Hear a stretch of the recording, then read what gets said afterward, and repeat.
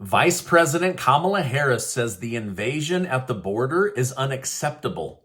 People agreed with her until they realized she was talking about Ukraine's border, not our border. Trump is being subpoenaed by the Proud Boys regarding his role in the January 6th Capitol breach.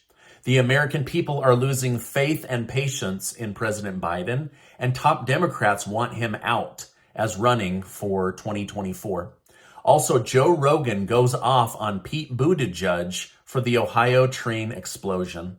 Thank you so much for liking and sharing these videos. It really helps me out as a small news station right here on YouTube, especially on today when I got suppressed for sharing the truth with you. Now, I did a video earlier today that is absolutely being suppressed. You can see it in the analytics, and I have reached out to YouTube about it, only to be told that I'm crazy and that they would never do such a thing. I'm going to leave it at the end, but you definitely need to watch the part where Gerald Celente talks about how once the government gets desperate, they will give banks permission to go after your money. So I'll make sure to leave a link at the end of this video. Now, a group that had many members at the Capitol during the Stop the Steal rally on January 6th of 2021 have said that they did not know Trump and have never met him or were asked to cause problems or go into the Capitol. Still, several have been jailed or tied up in court cases. Now, the leader of the Proud Boys says he plans to subpoena Donald Trump and have him come to court and testify that they've never met and that he did not instruct their group to carry out a pre-planned, coordinated attack on the Capitol.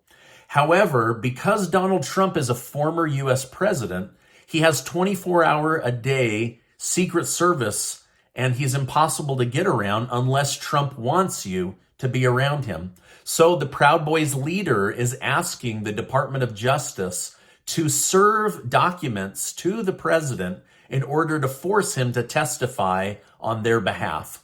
Now, if this is true, and it seems that it is, you would think Donald Trump would want to clear his name as not being attached or having a pre-coordinated plan to attack the Capitol, but I'll continue to keep you updated on that story. Many Americans are having a hard time trusting President Joe Biden when it comes to the Chinese spy balloon situation and shooting down 3 mystery objects over the country that to this day we still know nothing about. It led Americans to feel scared, under attack, or if they could be being invaded by UFOs or a foreign nation. If they do end up being small balloons, they're also saying, why are we sending up a $100 million jet that costs $1 million to fly and then shooting down objects with $400,000 rockets or missiles?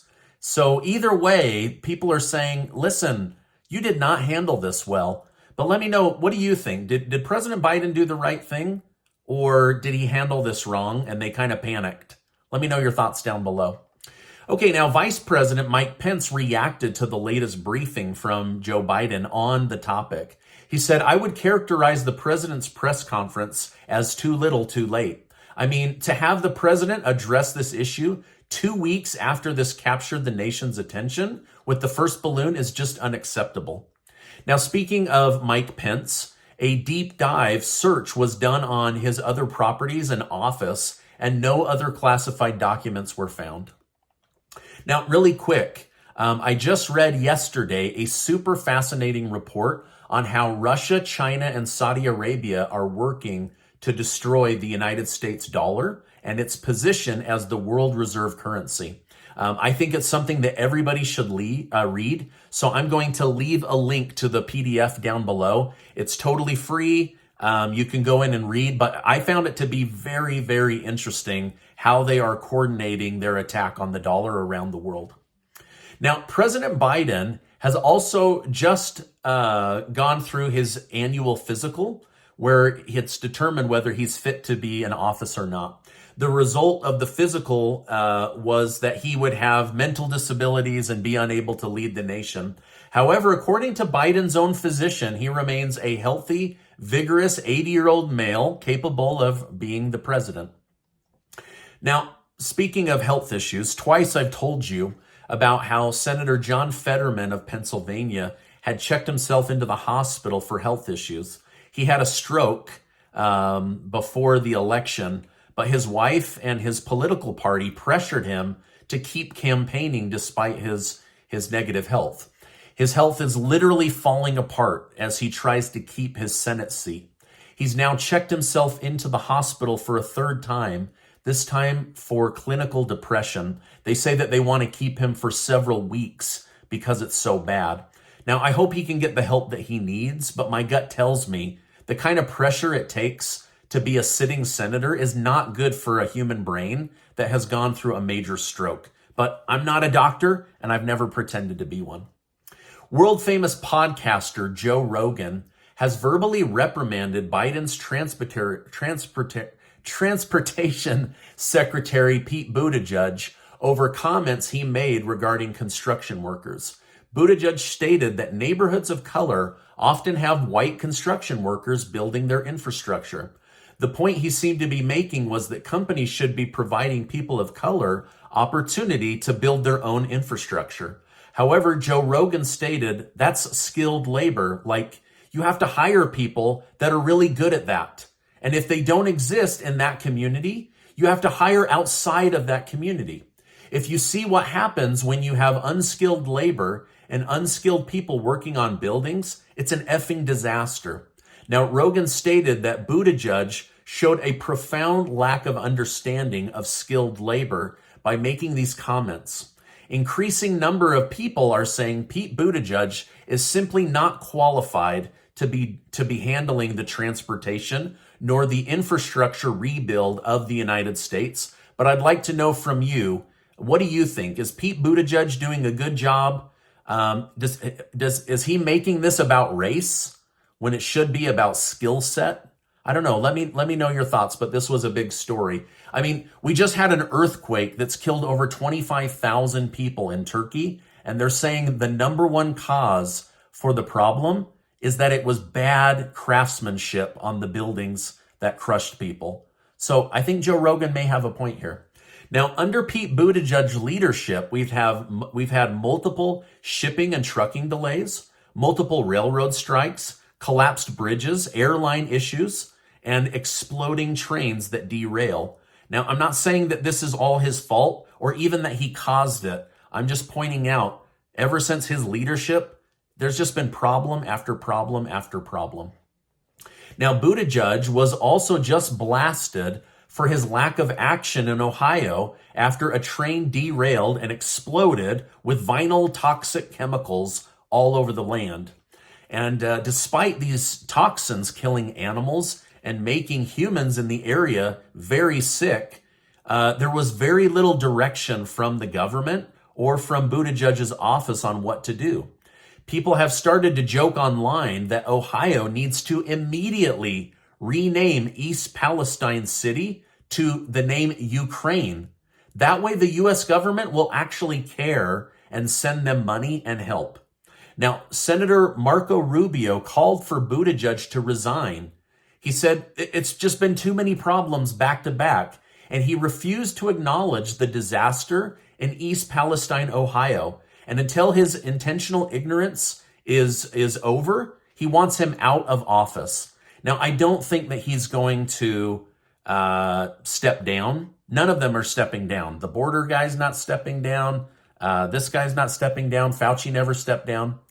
And by the way, did you see, this is hilarious, Buttigieg actually tried to blame the train derailment and explosion on Donald Trump. He said that a small policy change made during the Trump era could have caused the train to derail and explode, leaving toxic chemicals all over the place. However, Buttigieg's own White House bosses told him, take responsibility, do your job, and stop spreading misinformation. Now, the White House has had to step forward in Buttigieg's place and have now promised to send out a large toxicology team in order to do a thorough analysis to make sure that the area is safe. somebody from the EPA was saying, the water's so good here, I'd let my own kid drink it. Meanwhile, you have people showing water, and it's literally like blue, gross goo. You should definitely not be drinking the water until they bring in this toxicology team. Vice President Kamala Harris is finally speaking in public regarding world issues after largely being silent for most of her vice presidency. During an interview with MSNBC, VP Harris stated, what Russia is doing is forcibly an attempt to change borders through acts of aggression that are not simply about attrition, but are war crimes. And we take serious these issues. Now, although I'm glad to see Harris finally stepping forward out of the shadows and playing the role of vice president, having an opinion on these things, it's pretty obvious that she believes somebody forcing themselves on your border is a war crime. And yet, when it comes to the United States border, she's silent. Like, we're being invaded every single day, and yet she's more worried about Russia invading Ukraine's borders than she is about the United States. Now, I find it interesting that she would say Russia is trying to change Ukraine by not respecting their borders. But it's weird how much she knows and cares about Ukraine's border, but knows relatively little about our own border. Now, I spoke privately last week with someone very high up in the U.S. military, and he confided in me that the crisis at the southern border is much worse than you can even imagine. And because of that, House Speaker Kevin McCarthy visited the southern border earlier this week with a group of Republicans. And earlier today, Representative Hakeem Jeffries was shown around the border by Representative Henry Cuellar, who has been begging his own party to please help us at the southern border. So it's good to see the top Republican leader and the top Democrat leader finally going to the border to see what they can do to be helpful.